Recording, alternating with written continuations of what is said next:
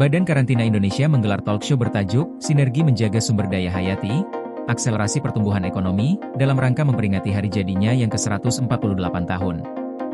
Kegiatan ini menjadi momentum untuk menegaskan kembali peran strategis karantina dalam melindungi sumber daya hayati sekaligus mendorong pertumbuhan ekonomi nasional.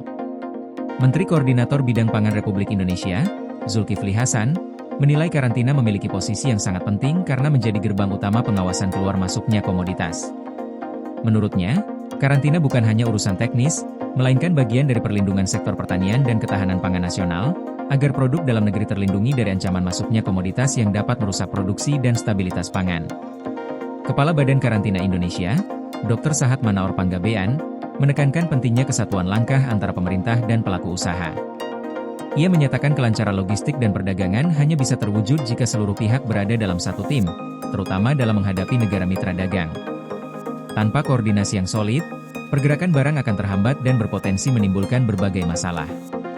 Talkshow ini menghadirkan berbagai narasumber dari sektor pemerintahan, legislatif, akademisi, hingga pelaku usaha.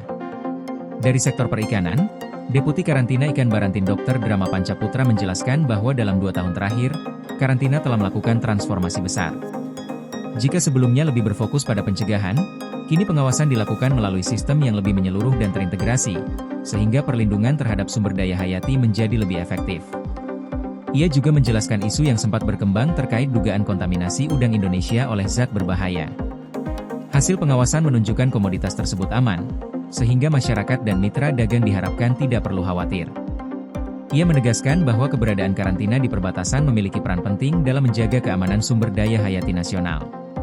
Anggota Komisi 4 DPR RI, Profesor Dr. Insinyur Rohmin Dahuri, mengingatkan bahwa kekuatan terbesar Indonesia terletak pada keanekaragaman hayati. Menurutnya, karantina merupakan instrumen penting untuk menjaga keunggulan komparatif tersebut agar tetap menjadi modal utama dalam pembangunan nasional.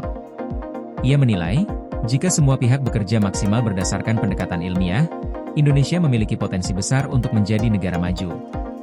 Guru Besar FKM Universitas Indonesia, Profesor DRH Wiku Bakti Bawono Adisasmito, menyoroti tantangan menyeimbangkan antara pengawasan ketat dan kelancaran ekonomi. Ia menilai pendekatan berbasis sains dan teknologi, termasuk pemanfaatan basis data DNA untuk hama dan penyakit, dapat mempercepat proses pemeriksaan tanpa mengurangi aspek keamanan. Menurutnya, inovasi seperti ini penting agar pergerakan barang tetap lancar dan risiko penyebaran penyakit tetap terkendali. Dari kalangan pelaku usaha, Sekretaris Jenderal Gabungan Perusahaan Ekspor Indonesia, Toto Dirgantoro, menilai kemajuan sistem karantina berdampak langsung pada kelancaran arus barang.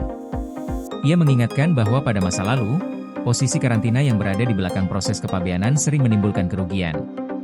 Saat ini, dengan sistem yang lebih maju dan terintegrasi, seluruh pihak merasakan manfaat karena risiko penolakan barang di negara tujuan semakin menurun. Direktur Utama Nusantik Nusapet, Sugiarto Budiono, mendorong penguatan promosi produk unggulan Indonesia di pasar global, termasuk perikanan, peternakan, hortikultura, dan herbal. Ia menilai keberhasilan ekspor tidak hanya ditentukan kualitas produksi, tetapi juga oleh sistem karantina yang kuat dan sinergi antar pemangku kepentingan.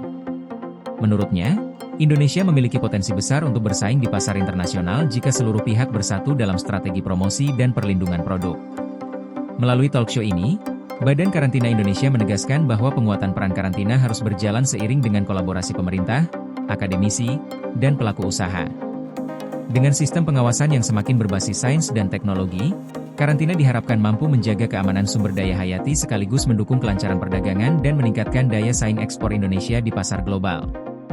Acara ini turut didukung oleh PT Japfa Comfort Indonesia Tbk dan PT Suritani Pemuka. Koordinasi PLN dengan TNGL jelang Hari Kesaktian Pancasila, listrik terbangun, alam tetap lestari. Panen perdana garam Aceh.